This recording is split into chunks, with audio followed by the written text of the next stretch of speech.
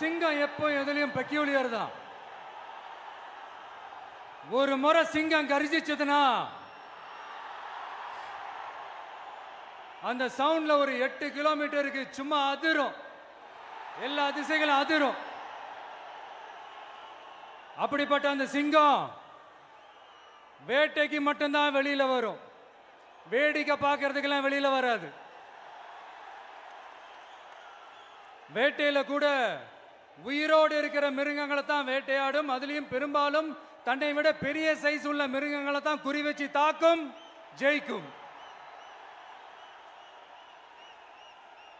எவ்வளவு பசியில் இருந்தாலும் உயிர் இல்லாததை, கெட்டு போனதை தொட்டு கூட பார்க்காது. அப்படிப்பட்ட அந்த சிங்கம் அவ்வளவு ஈஸியா எதையும் தொடாது, தொட்டா விடாது. காட்டோட 4 பக்கமும் மார்க்கிங் மை டெரிட்டரின்னு தன்னுடைய பவுண்டரியை தானே வகுக்கும். அப்படிதான் அந்த காட்டையே தன்னோட கண்ட்ரோல்ல வச்சிருக்கும். சிங்கத்துக்கு கூட்டத்தோட இருக்கிறதுக்கும் தெரியும், தனியா இருக்கிறதுக்கும் தெரியும்.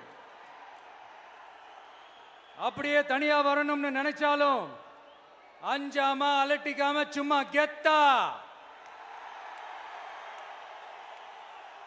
தனியா வந்து அத்தனை பேருக்கும் தண்ணி காட்டும்.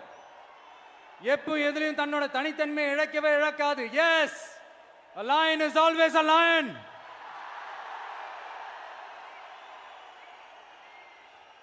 There are so many jackals and other animals in the forest, but there will be only one lion.